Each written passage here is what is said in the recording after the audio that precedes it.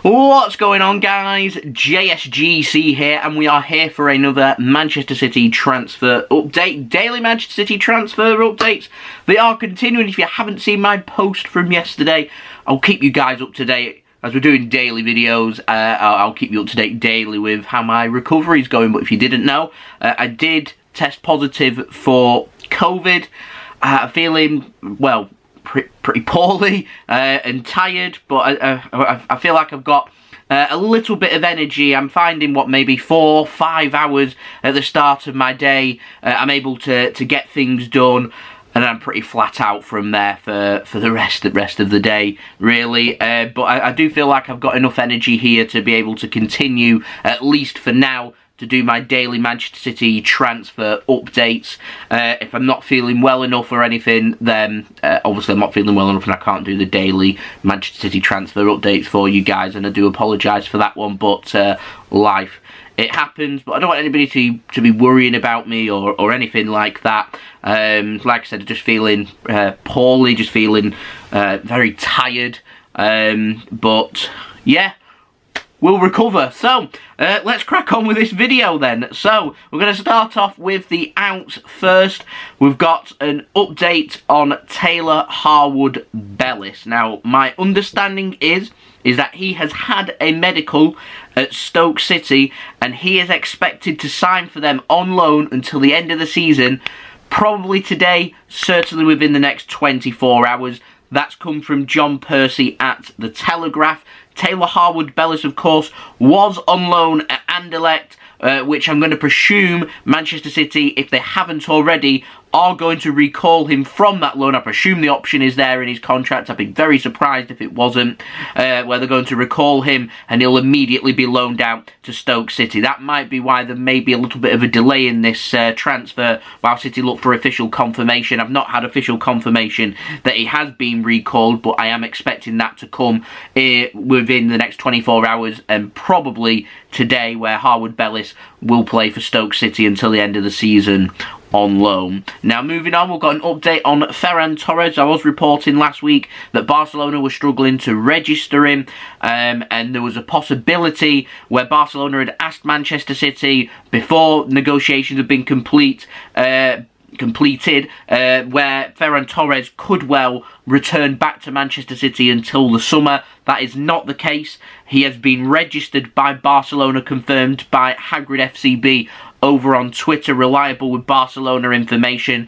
So he is a Barcelona player. He is registered as a Barcelona player. He's tested negative for COVID, unlike me, and so he's headed out to some winter sun with the Barcelona team, and he's joined up with the Barcelona squad where he's training with them, ready for the upcoming La Liga season to resume. So Ferran Torres will not be returning to Manchester City. You will not be seeing him in a Manchester City shirt, well, more than likely ever again, and so yeah, wishing him the very best of luck, and it may well be the last time that I ever mention Ferran Torres on a transfer update. So best of luck there to Ferran Torres on his move at Manchester City. We move on, and speaking of moving on, let's move on to the ins. We've got an update on a Brazilian wonderkid named Endrick. Not heard of him before, but I found this very interesting. Of course, he is a new name for Manchester City to be linked with. He's a 15-year-old striker or an attacker, and plays for Palmeiras. Now, apparently, Manchester City, they are interested in signing him, and City have made reports on him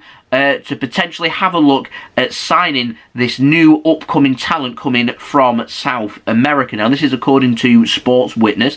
It isn't the first, and it certainly won't be the last time that Manchester City not only head to Brazil, but also to South America and have a really good look at the upcoming South American talent and bring them to Manchester City, either to be utilised by City themselves or as part of the CFG. Now, there's a lot of demand for Endrick. There's a lot of speculation, and there's a lot of, well, build-up and pressure being put onto the player because they are expecting him to be a world-class, excellent football player. So much so that Manchester City, one of the best teams in England, one of the best teams in Europe, and one of the best teams in the world, are interested in signing him and are putting things in place to potentially make that happen. That's how much he is highly regarded. And it costs a lot of money. It's cost a lot of time to be able to go abroad, to get the visas sorted, to get the finances sorted. Because he's 15 years old, it will involve bringing his family over. So it takes a lot of time, it takes a lot of effort, costs a lot of money to make that happen. And City have put all the foundations in place to make that possible at the CFA, the City Football Academy. They have hospitality to be able to accommodate parents when bringing in young players like the potential of Endrick to come in. And so, yeah, he's an exciting talent. I haven't seen him play. Obviously, the YouTube clips are out there. I can't make judgments on YouTube clips because, well, obviously they're not reliable. So I'm just wondering if anyone has ever seen the Palmeiras under-21s team play and just how exciting a prospect Endrick is and whether he is capable of reaching the heights of where the current Brazilian national team players that are playing in Europe are at. I'm talking players like Gabriel Jesus, plays for Manchester City. I'm talking players like Neymar. Has Endrick got that potential? Does anybody know? Do let me know in the comments below. But I found it exciting. There was no figures chucked out there.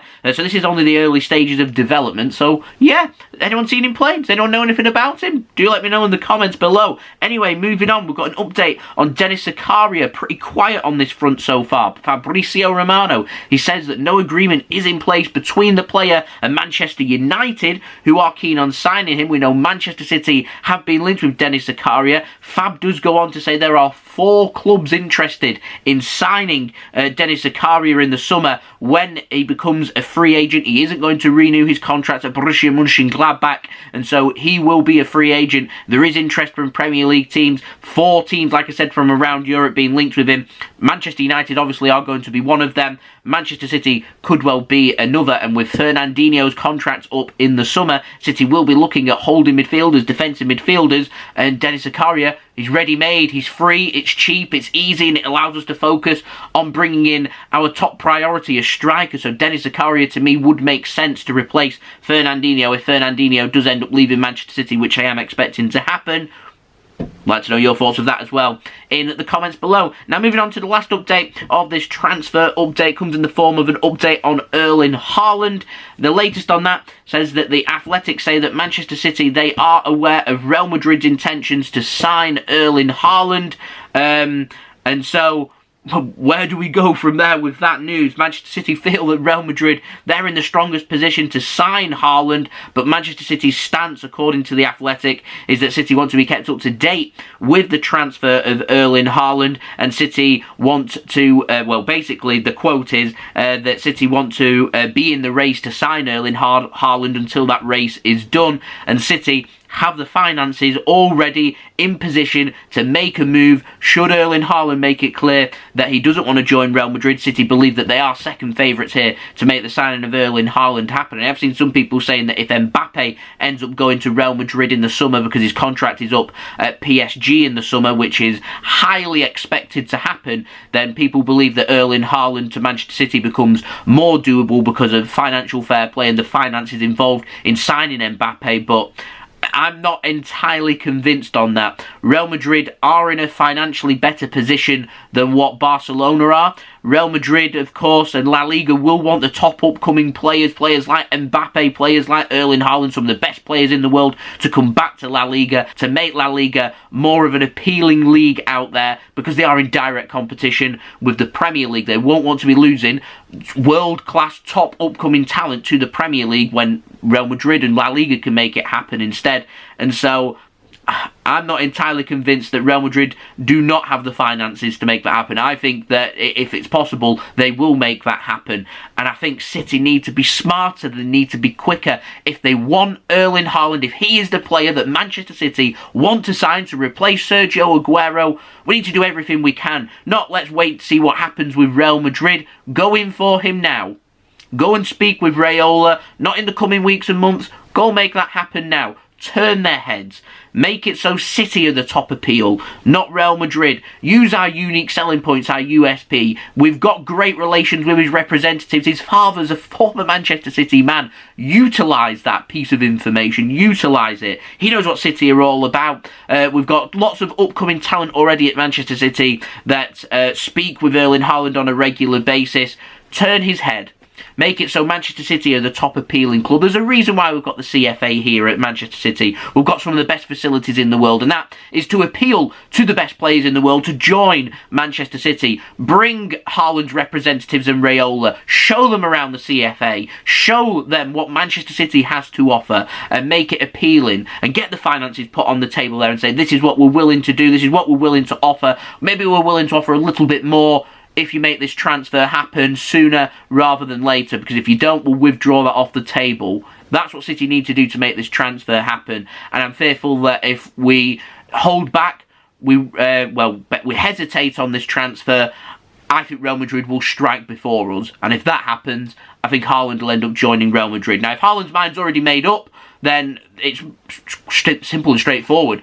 Just move on. Go to another player. Go and speak with what? We've got Dusan Vlahovic that's out there. Go and move for him before somebody else does, because City just hesitating. The more we hesitate, the longer we take. These transfers become just that little bit more difficult to complete and get done. And this Haaland transfer is so difficult to get done. So there we go. So, that has been the transfer update. I hope you enjoyed the video. 300 likes, that's the aim. Any help towards that would be much appreciated. Let me know your thoughts in the comments below of what you made of these transfers. Also, don't forget as well to subscribe if you're new around here. Daily Manchester City transfer updates coming for you guys to enjoy throughout the winter transfer window. So, subscribe if you haven't already. Stay up to date and in the loop with the latest Manchester City transfer news this winter.